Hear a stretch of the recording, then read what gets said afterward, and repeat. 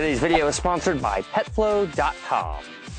Those first several weeks of having a puppy should be dedicated to building communication with them. After all, our dogs have no idea that doing something natural like biting us or chewing things up is not acceptable to us, so we have to be very patient with them and show them how to properly behave. Fluid communication doesn't happen overnight, but in this video, I'm going to show you exactly what to do in order to get started and minimize that time. If you're new to my videos, make sure you are subscribed. I also have a great playlist that will show you how to teach your dog all of the basics in order. Click thumbs up too. Now let's go meet Diana, Michael, and Lafitte.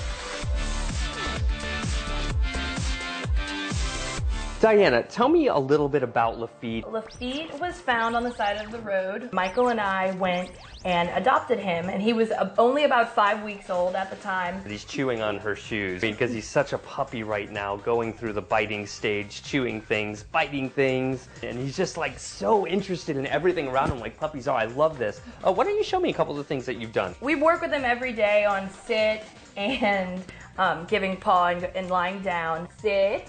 Good boy, and that's a paw. That's a good paw. Yeah, very nice. What kind of dog is he, do you know?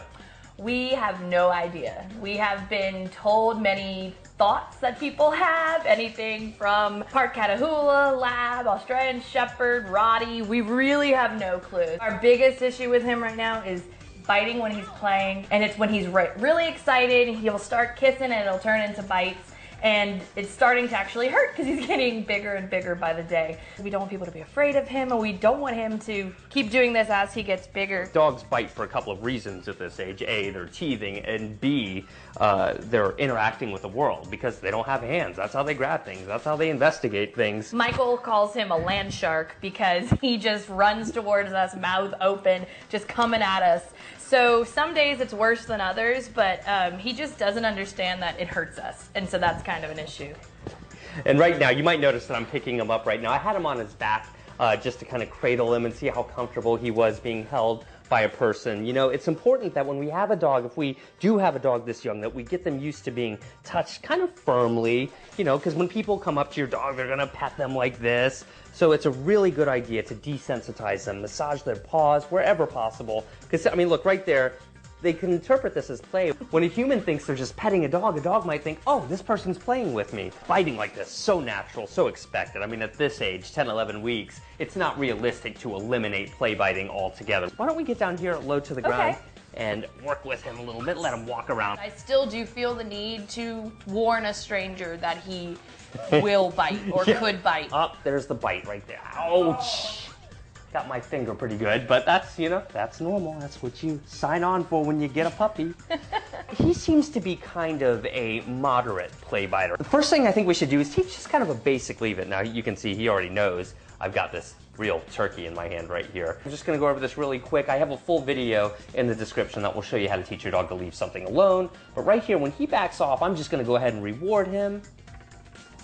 So cute. Yes! There's more going on than just teaching him to leave something alone here. The big purpose of teaching leave it is so that we can communicate to them, no, that's not what I want, because if we just go up to them and get frustrated every time they bite us, they're not going to understand what the problem is. So it's good to establish that clear communication. You know, remember, those first 3, 4, 5 months of working with a dog is all about building communication. So you're going to have these periods of time where there's going to be a disconnect, you know, and that's totally normal. That's why we teach them. That's the point. I'm going to actually go to the next level with it and see if I can get him to leave it alone as I open my palm. Even just for a second, I would be thrilled with that. Look at that, guys. Look at this. Wow, that's great. Are you surprised by this? I'm surprised by this. That's great. Good boy. You have so many different textures, so many different toys here, which is ideal when you have a dog this age. You want them to chew on these things, not your furniture. I like chew sticks a lot, especially for puppies. You can get chew toys like this for your dog at petflow.com/ZachGeorge. I love Petflow because they give you the freedom to have food delivered straight to your house. You can determine what period of time you want that done in. So no more driving across town just because you forgot dog food. You can also get 15% off when you enter code ZachGeorge15 at the time of checkout, and they give you free shipping on all orders over $49. So if you have a new dog, it would be a good idea to get acquainted with petflow.com. I'll have a link in the description and the information to get your discount. Play biting is one of the most predictable behaviors that there is when it comes to teaching a dog. And when we have the luxury of knowing when an unwanted behavior is about to occur, that's a blessing. That's great, because it means we can come prepared. So in the case of play biting, we could approach him with a toy like this. If we know that he's likely to do it anyway, let's show him what is acceptable to chew on or bite on, rather than getting on him when he bites us. If you engage them with a toy like this straight away, when you know that they're likely going to be in a bitey mood, this does a couple of things. A, it shows them what to chew on. B, it is the beginning of teaching your dog tug of war. Now, tug of war is one of the most underestimated rewards in dog training, and most puppies will play it instinctively. Now, I see he's good about tugging it. Is he good about letting it go? No, not really. And that's required if we're going to teach our dog to play tug of war. What's kind of ironic about teaching a dog to not bite is that if you can teach them to bite when you ask and stop when you ask, that you can really make a lot of progress here. And that's just play growling. That's normal. Do be careful because their aim isn't very good. Like when he jumps like that, they might get you. So you got to make sure you're using the right kind of toy. Just wait. See, we're just making it less interesting. That's all we're doing. I'm not trying to pull it away from him. I'm going to wait for him to let go on his own accord. Yes, good. Now, I have a couple of options here. I could come prepared with a toy and encourage him to put his teeth on that, and we could make a training session of it. Like, hey, you can bite this, but you also need to let go of it. So you need to be prepared to kind of teach both of those things. Or if you have like a real severe case or a dog that's in a really, really bitey mood, then you would want to come armed with your good food rewards. I'm gonna pet him at first. Yes, I like that. And I want to follow it up with something. I want yes to mean something. Hey, yes, good. Touching him under his chin there. I just want him to have a positive association of calm, acceptable behavior when people are interacting with him. At no point here has he tried to go for my hands. Sometimes he tries to bite in this situation, is that right? You want to get him used to being touched. I'm gonna grab his paws right here. Yes! You'll know that you're on the right track with play biting when they start licking instead of biting where they used to bite. Does that make sense? Yes, absolutely. Good. So, you know, that's okay, that's okay. Yes, good boy, good job. Good. I'm gonna get his tail here, you know, I mean, that throws him off there. Because you don't want to wait until they encounter a situation in their life where they're just totally thrown off by someone touching them. This is a good way to prevent possible dog bites in the future.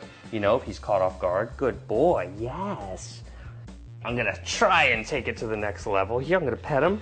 There goes a little biting, but I'm going to, when he stops biting, good, yes, there was a lick right there. I want to try and reward those licks. Yes, good. This might look a little ridiculous, but this does serve a purpose because we're proofing it. We're trying to get them used to, look, do you see the biting there? If your dog does bite you, simply say no and remove your arm from them. Now, if they're particularly wound up, it might be a good idea to just give them a brief timeout, let them relax, put them in a bedroom or something. Not because they're in trouble, but just to be like, all right, I'll let you calm down. So what I think we should do is get them really playing a good game of tug of war. Be patient, wait for him to let go like we talked about, and then try and pet him. So he's starting to play tug, he's into biting mode. Get him going pretty good. Good. Now ask him to let go, and if he doesn't, simply make the game uninteresting. Let go. And be patient. If it takes 30 seconds, so be it. Good. Good. Good. I'm gonna try something here, because he really likes this toy right now. I'm gonna see if we can get him to do a leave it like we did earlier with the toy, but this is gonna be a little tougher because he's kind of fixated. Let go. Leave it. Yes, that was really good. Make them think. Have your hand there as a barrier to keep him from getting at it, provided you feel safe doing that with your individual dog. But that was really good. Let's try that again. Good boy. He's got a great tug here. Okay, that's enough. And I'm just gonna try and stabilize it. It's a little tougher with these toys, but let go. Yes, good, very good. I'm gonna try and pet him here. Good boy, good boy. Yes, yes, wonderful, wonderful work. I've got to give him a piece of turkey for that. For those of you at home that have young children and want to know what to do when your puppy starts to play bite them, you as their trainer, as the adult, need to teach them how to behave. It's not up to your child to teach them, it's up to you. If you have a dog that is very likely to bite guests when they come over, be one step ahead of them, have them on a leash or have them out of the room so they won't be in a position to be really mouthy with your guests. I mean, there's a lot of things we're asking him to do here. He's been on this planet 11 weeks and he's doing remarkable. That first few months of teaching our dogs really needs to be dedicated to communicating with them and understanding, because see, here he's going back into the biting. You see that? I mean, that's normal. No. Yes. Good. But we just have to communicate what we like and what we don't like and reward the behaviors we like heavily. Let that be the emphasis of your training and you can't go wrong. I can't wait to see how Lafitte progresses. I think you're doing a terrific job with him. He really is an amazing, amazing dog. And what kind of dog do you think Lafitte is? Tell me in the comments below. Click thumbs up to show your support for more videos. Like me on Facebook as well. Link will be in the description. And please support our sponsors, petflow.com/ZachGeorge. You can also see that link in the description as well. All right, guys, see you in the next video.